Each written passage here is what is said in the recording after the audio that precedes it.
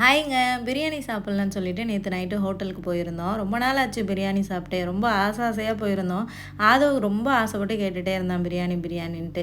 ஆனா எங்க நேரமோ என்னமோ ஹோட்டல்ல பிரியாணி முடிஞ்சு போச்சுன்னு சொல்லிட்டாங்க. ஏன்னா நாங்க போன டைம் பார்த்தீங்கன்னா நைட்டு 8:30 மணி. சரி தோசையே வாங்கி சாப்பிடலாம்னு சொல்லிட்டு தோசை, பரோட்டா வாங்கி சாப்பிட்டோம். இருந்தாலும் ஆதவ் கேட்கவே இல்ல. அம்மா பிரியாணிம்மா பிரியாணிம்மான்னு சொல்லிட்டே இருந்தான். சரி அம்மா உனக்கு நாளைக்கு பண்ணி தரேன்டான்னு சொல்லிட்டு வரும்போது கொஞ்சம் சிக்கன் வாங்கிட்டு வந்திருந்தேன். அவனுக்காக காலையிலேயே பிரியாணி பண்ணி கொடுத்தேன். ரொம்ப ஹாப்பியா காலையில சாப்பிட்டு போயிருந்தான். கூடவே வந்து வெண்டைக்காய் மண்டின்னு ஒன்று பண்ணுவாங்க தெரியுமா? வெள்ளை கொண்டக்கடலை மாங்காய்லாம் போட்டு அது சூப்பராக இருக்கும் பிரியாணிக்கு வச்சு சாப்பிட்றதுக்கு. வெரைட்டி ரைஸ்க்குமே வச்சு சாப்பிட்லாம். ஃப்ரெண்டு ஒருத்தவங்க காலையில் வீட்டுக்கு வரேன்னு சொல்லியிருந்தாங்க ஒரு 10 மணி போல். அவங்களுக்கும் சேர்த்து தான் வந்து சமைச்சிருந்தேன். ஸோ ரொம்ப நாள் கழித்து அவங்களோட உட்காந்து ஷேர் பண்ணி அப்படியே சாப்பிட்டது ரொம்ப நல்லா இருந்தது. சாப்பிடும்போது பேசக்கூடாதுன்னு சொல்லுவாங்க. ஆனால் அது என் ஹஸ்பண்ட் ஃபாலோ பண்ணுவார். நான் ஃபாலோவே பண்ண மாட்டேங்க. நமக்கு வாயை திறக்காமல் இருக்கவே முடியாது. தூங்கும் போது மட்டும்தான் நம்ம வாய் மூடி இருக்கும். அந்த மாதிரி நாம்